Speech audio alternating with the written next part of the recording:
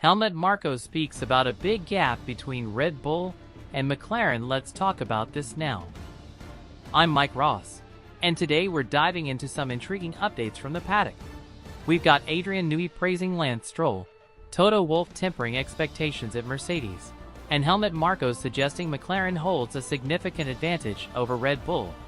Let's break it all down and explore whether these comments reflect reality or just strategic gamesmanship.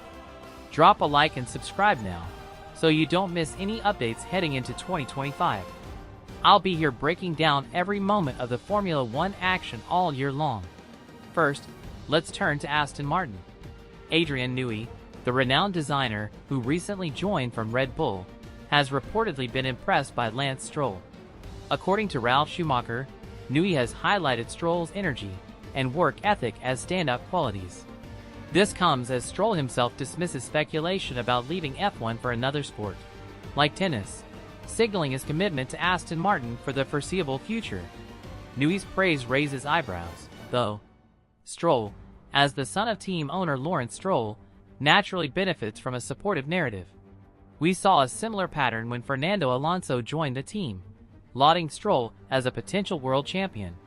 However, Stroll's on-track results suggest he'd need an exceptional car and a less competitive teammate to contend for a title. Newey's comments focus on effort, not pace or simulator performance, which aligns with efforts to counter Stroll's reputation as disengaged. If he's truly putting in the work behind closed doors, that's a positive sign. Still, history shows these early compliments can fade. Alonso's support waned as Aston Martin's car struggled. Time will tell if Newey's optimism holds. Next, we shift to Mercedes, where Toto Wolff has offered a cautious outlook after preseason testing in Bahrain. He acknowledges progress with the new W16 car but positions Mercedes as the fourth strongest team, trailing Red Bull, Ferrari, and McLaren. Wolff suggests that fans shouldn't expect a dominant start in Australia. This feels like a deliberate move to manage expectations. Mercedes has overhyped their prospects in recent years, think 2022 and 2023, only to fall short. Now, they're taking a more reserved approach, even with their highly touted rookie, Kimi Antonelli, where Wolff has also dialed back earlier enthusiasm. Testing didn't position Mercedes as the fastest, but fourth place seems overly pessimistic. Their standing in Melbourne will likely hinge on early upgrades. This restraint could be a tactical play to shift focus elsewhere, something Mercedes has learned from past missteps. Are they truly lagging, or is this a calculated understatement? I'd wager the latter. Finally, we come to Red Bull and Helmut Marko's bold claim. McLaren, he says, holds a half second to 1 second per lap advantage heading into 2025. McLaren's preseason performance was undeniably strong. Consistent long runs and a polished package have made them early favorites among analysts.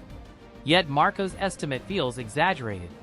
A gap that large, in the final year of these regulations, seems unlikely.